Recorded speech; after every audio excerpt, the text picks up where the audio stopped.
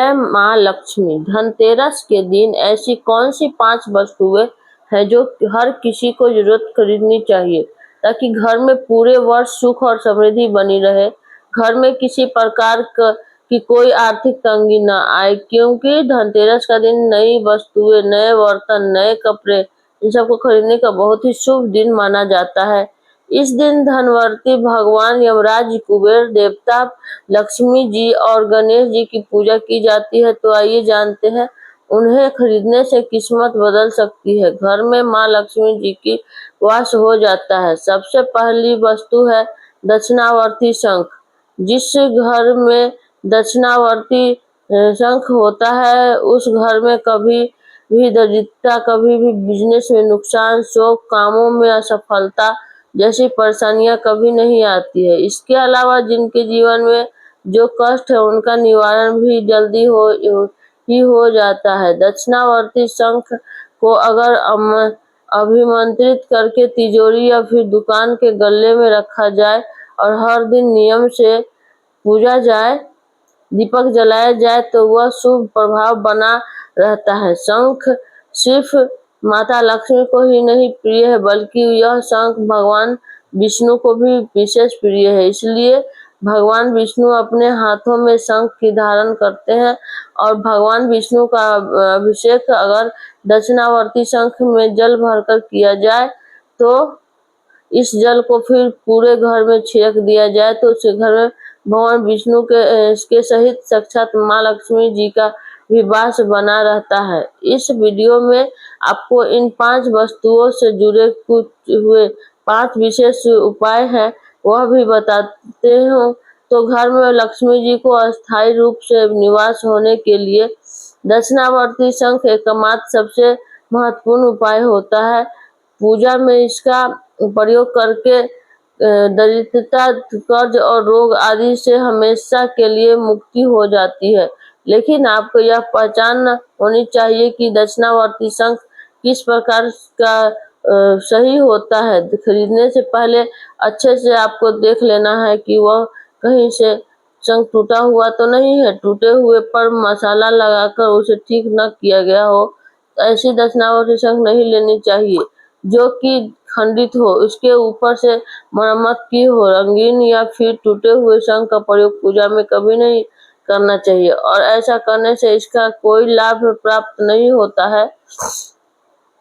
दक्षिणावर्ती शंख बहुत ही दुर्लभ शंख होता है और यह माँ लक्ष्मी को बहुत प्रिय है। तो ऐसे में आपको कैसे जानना है कि जो शंख आपने खरीदा है वह दक्षिणावर्ती शंख है? तो देखिए, जो भी शंख पाए जाते हैं वह अधिकतर ब्रह्मावती होते हैं। ब्रह्मावती शंखों का पेट बाईं तरफ खुला हुआ होता है, जबकि दक्षिणावर्ती शंख का मुख दाईं तरफ होता है। और शास्त्रों में इस शंख को बहुत ही कल्याणकारी और शुभ माना गया है। इस शंख की एक और पहचान है कि यह एक शंख को कान पर लगाने से ध्वनि सुनाई देती है। इस तरह के शंख को घर पर लाने के बाद उसकी शुद्धि भी जरूरत है। तो दक्षिणावर्ती शंख के शुद्धिकरण के लिए एक आप लाल कोरा कपड़ा ले लीजिए। यह लाल कपड़ा इतना बड़ा होना चाहिए कि जिसमें दक्षिणावर्ती शंख पूरी तरह से समा जाए। इसके बाद लाल कपड़ा सहित दक्षिणावर्ती शंख को गंगा जल में डालिए। फिर किसी आसन पर बैठकर माँ लक्ष्मी जी के निम्नलिखित मंत्र का 11 बार जप आपको करना है। यह मंत्र है ओम श्री लक्ष्मी सहोदाय नमः। और अगर आप इस मंत्र का जाप सुबह से ब्राह्मण मुहूर्त में, यानी सुबह 4 बजे से 5:30 तक के बीच में करेंगे, तो स्नान करके यदि आप दक्षिणावर्ती शंख का शुद्धिकरण सुबह को करेंगे तो उसकी पूजा ज्यादा फलित हो जाती है। इसके लिए फिर आप जो उपाय करेंगे वह हर उपाय सफलता हो जाएगा। वैसे तो आप इस मंत्र का जाप किसी भी दिन कर सकते हैं, लेकिन शुक्रवार के दिन खास तौर पर, फिर दीपावली के दिन और धनतेरस के दिन इन मंत्रों का जाप करके दक्षिणावर्ती शंख का शुद्धिकरण करना अत्यंत लाभकारी है। अगर आप किसी कारण से सुबह के समय शुद्धिकरण न कर पाए तो दोपहर 12 बजे से लेकर रात 12 बजे के बीच में किसी भी समय आप शुद्धिकरण कर सकते हैं। इसलिए आपको घर में पूर्वी दिशा की तरफ सफेद कपड़ा बिछाकर अक्षत की डेरी पर शंख की स्थापना करनी चाहिए। फिर भगवान श्री हरि और माँ लक्ष्मी जी को भी प्रतिमा का चित्र है, फोटो है, उसे आप रखकर विधि विधान के साथ उनकी पूजा करें। शुद्धिकरण गाय का घी का दीपक जलाएं और रात में अगरबत्ती धूप का प्रयोग करें। अक्षत, इत्र, रोड़ी, मौली, हल्दी, लाल और सफेद फूल आप दक्षिणावर्ती शंख को अर्पित करें। फिर इन मंत्रों का जाप आपको करना चाहिए। मंत्र दक्षिणावर्ती शंख का पूजन मंत्र है हंगिंग की क्लीनिंग ब्लू शंख निषेध माँ लक्ष्मी जी की पूजा का मंत्र है श्री हिंग लिंग महालक्ष्मी नमः और भगवान विष्णु की पूजा का मंत्र है ओम लक्ष्मीपत नमः। दक्षिणावर्ती शंख की शुद्धिकरण या फिर अभिमंत्रित करते समय तीनों मंत्रों का जाप अवश्य करें चाहिए कि फिर पूजा करने के बाद दक्षिणावर्ती शंख में जल भरकर भगवान की आरती उतारे और घर का पूरे घर में छिड़काव करके आपको इस प्रकार दक्षिणावर्ती शंख की पूजा करनी चाहिए। इसके बाद आप लाल कपड़े में लपेटकर इस शंख को चाहे तो अपने तिजोरी में, गले में, जहां भी आप धन रखते हैं वहां रख दे या फिर भगवान विष्णु के चरणों में रखकर फिर हर दिन नियम से पंचामृत से शुद्ध जल से अभिषेक कराकर इसके बाद धूप दीप दिखाकर आप इस शंख की पूजा भी कर सकते हैं। अगर आपको घर में किसी भी तरह का आर्थिक समस्या है तो पूरा विश्वास के साथ आज के दिन आप जल से भरे दक्षिणावर्ती शंख को लक्ष्मी जी की आरती उतारकर अपने तिजोरी के अंदर छिड़काव करके बाकी बचे हुए जल को पूरे घर में छिड़काव करके बच जाता है तो उसके बाद भी उसे आप किसी गमले में विसर्जित कर देते हैं। ऐसा करने से घर में यदि किसी प्रकार का कोई आर्थिक तंगी है वो चली जाती है।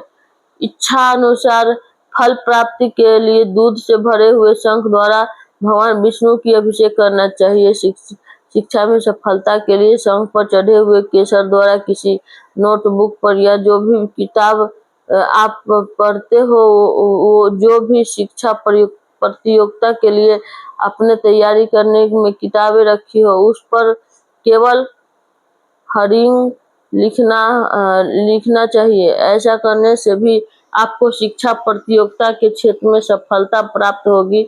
अगली वस्तु है धनिया। ऐसी मान्यता है कि धनतेरस के दिन पीली वस्तुएं खरीदनी चाहिए जैसे कि सोना, पीतल, बर्तन या फिर धनिया। और जो लोग धनतेरस के दिन सोना, चांदी, आभूषण नहीं खरीद सकते उन्हें आज के दिन धनिया जरूर खरीदनी चाहिए। साबुत धनिया पाउडर नहीं, साबुत धनिया आप खरीद कर घर लाना चाहिए। धनिया को संपन्नता का प्रतीक माना जाता है। ऐसी मान्यता है कि आज के दिन धनतेरस पर धनिया खरीद कर लाने से और फिर दीपावली के दिन उन धनिया को गमले में बोने से कहा जाता है कि धन का नुकसान नहीं होता है। इस दिन सूखे धनिये के बीज को पीसकर गुड़ के साथ मिलाकर आप एक प्रकार का प्रसाद तैयार किया जाता है जिसे नैवेद्य कहते हैं। उसे आप भगवान विष्णु को और माता लक्ष्मी को यदि समर्पित करते हैं तो धन संबंधित परेशानियां भी दूर होती है। अगर बहुत ज्यादा कर्ज लेने से परिस्थिति परिवार में बनी रही है तो ऐसी दशा में जिस भी स्थान पर आप धन रखते हैं धनतेरस के दिन साबुत धनिया की पूजा करके माँ लक्ष्मी को अर्पित किए गए धनिये के बीजों में से कुछ बीज आपको अपने घर की तिजोरी में या जहाँ पर भी आप धन रखते हैं चाहे अपने घर में जहाँ पर वह भी आप दुकान वगैरह अपने आपकी हो वहां पर गले में भी आप धनिया के कुछ बीज रख सकते हैं। पूरे साल इन तक बीजों को रखना चाहिए। तीसरी वस्तु है मिट्टी के दीपक।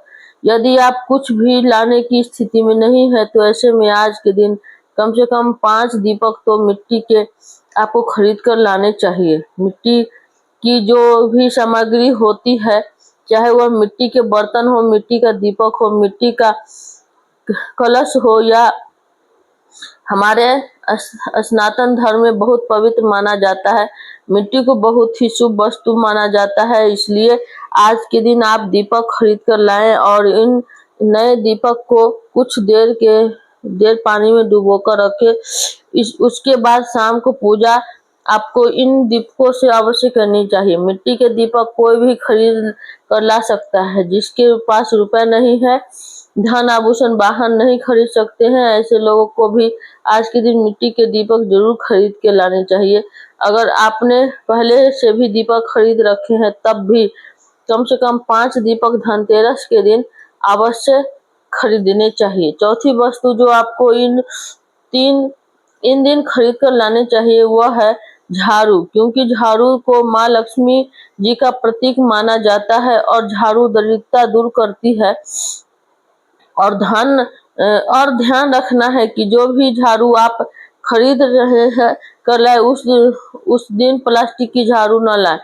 फुल झाड़ू या सीकों वाली झाड़ू आप लाते हैं तो झाड़ू मोटी और घनी होनी चाहिए। सीके टूटी हुई नहीं होनी चाहिए और बहुत ज्यादा पतली झाड़ू नहीं होनी चाहिए। इसलिए अगर आप सही झाड़ू खरीद कर लाते हैं और धनतेरस की शाम को शुभ मुहूर्त में झाड़ू की पूजा करके झाड़ू के हैंडल पर आप सूत लपेटते हैं, तब 7 बार सूत लपेट कर उस पर 3 गांठें लगाते हैं और माँ लक्ष्मी जी के प्रार्थना करते हैं कि आपके घर की सारी गरीबी, सारी दरिद्रता, सारा आर्थिक पर अभाव जो भी हो वह दूर हो जाए और माँ लक्ष्मी जी का आगमन सदा आपके घर में बना रहे। तो ऐसी कामना के साथ आप नई झाड़ू का प्रयोग अगले दिन से कर सकते हैं। अगर घर परिवार में कोई बहुत ज्यादा बीमार रहता है तो धनतेरस के दिन नई झाड़ू खरीद कर लाए, फिर उसकी विधिवत पूजा करें और उसके बाद जो भी बीमार व्यक्ति उसके ऊपर से 7 बार झाड़ू को उतार कर फिर किसी चौराहे या मंदिर में गुप्त दान कर झाड़ू का कर देना चाहिए। धनतेरस के अगले दिन आपको यह दान करना है। हो सके तो सुबह जल्दी उठकर ब्रह्म मुहूर्त में आप उस झाड़ू का दान करें ताकि कोई आपको देख न सके। घर में झाड़ू ऐसी जगह पर रखनी चाहिए ताकि हर आने जाने वाले व्यक्ति की यहाँ तक घर के लोगों को भी नजर न झाड़ू पर पड़े। अक्सर लोग अपने झाड़ू को बाथरूम में झाड़ू रखते हैं, तो देखिए ऐसा नहीं करना चाहिए, क्योंकि जिस घर में ऐसा होता है उसके घर में अक्सर लोग बीमार रहते हैं। उस घर में बहुत ज्यादा धन का नुकसान होने लगता है।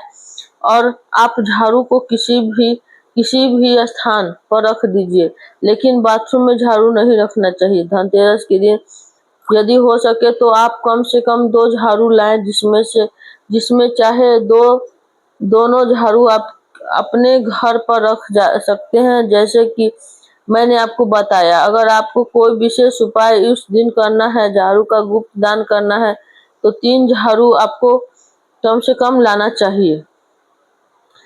ऐसे में इस दिन लेनी चाहिए। किसी को भी झाड़ू का से कम दिन लेकर आप आनी चाहिए। किसी को भी झाड़ू का प्रत्यक्ष दान नहीं देना चाहिए। अगली वस्तु है मिट्टी की मूर्तियां। गणेश जी, लक्ष्मी जी और माँ लक्ष्मी जी की मिट्टी मूर्ति आपने धनतेरस के दिन लानी चाहिए और उसी दिन शुभ मुहूर्त में आपको उनकी पूजा करनी चाहिए। पुरानी मिट्टी मूर्तियां आपको अगले दिन विसर्जित कर देना चाहिए। मूर्तियां खरीदते समय आपको कुछ बातों का ध्यान देना चाहिए, जैसे कि मिट्टियां खंडित न हो, माँ लक्ष्मी की मूर्ति बैठी हुई हो, कमल के पुष्प पर विराजमान हो, या फिर माँ लक्ष्मी की जी हाथी पर विराजमान हो, या उनके दोनों हाथ हाथी बने हुए हो, लेकिन गरुड़ पर सवार न हो। लक्ष्मी की मूर्ति घर पर नहीं लानी चाहिए। ठीक उसी तरह से गणेश भगवान की मूर्ति आप लेकर आए तो मूर्ति पर ध्यान रख दें कि उनके कान बड़े बड़े होने चाहिए, और जो भी मूर्ति आप लेकर आए उनकी आंखें आप सही से देख लीजिएगा। उनकी आंखें आपको आंखों में देखती हुई होनी चाहिए। आंखें बंद वाली मूर्ति नहीं लानी चाहिए, बहुत ज्यादा खुली हुई आंखें वाली मूर्ति नहीं लानी चाहिए। और गणेश भगवान की जो सूंड है वो किस तरफ होनी चाहिए उसका भी आपको ध्यान रखना है। कुछ मूर्तियां में गणेश जी की सूंड को बाईं ओर दिखाया जाता है, कुछ में दाईं ओर।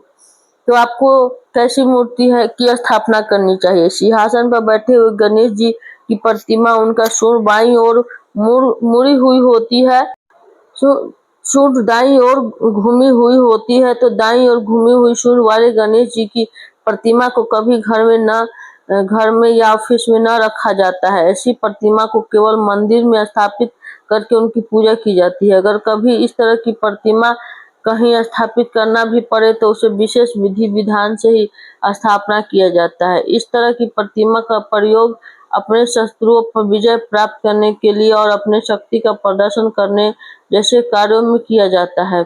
जिस मूर्ति में गणेश जी की सूंड सीधी हो, ऐसी मूर्ति बहुत दुर्बल होती है और आपको जल्दी से देखने को भी नहीं मिलती है। सीधी सूंड वाले गणेश जी की प्रतिमा की पूजा रिद्धि सिद्धि, कुंडली जागरण और इस मोह माया के चक्कर से मुक्त होने की प्राप्ति के लिए किया जाता है। सीधी मुंह वाले गणेश जी की प्रतिमा हमेशा बैरागी या साधु संत की स्थापना करते हैं। तो यह थी आज की जानकारी। उम्मीद करती हूँ आपको यह वीडियो पसंद आई होगी। धनतेरस और दिवाली के दिन पूजा कैसे करें, किस शुभ मुहूर्त में धनतेरस के दिन कौन से वस्तु के समय पर घर बाहर निकालनी चाहिए, अगर आप इस के बारे में जानना चाहते हैं तो हमारे वीडियो को पर अगर आपको हमारे चैनल की कथाएं सुनना पसंद है तो आप लोग हर हर महादेव जरूर बोलिए। जय माता दी, जय माता दी।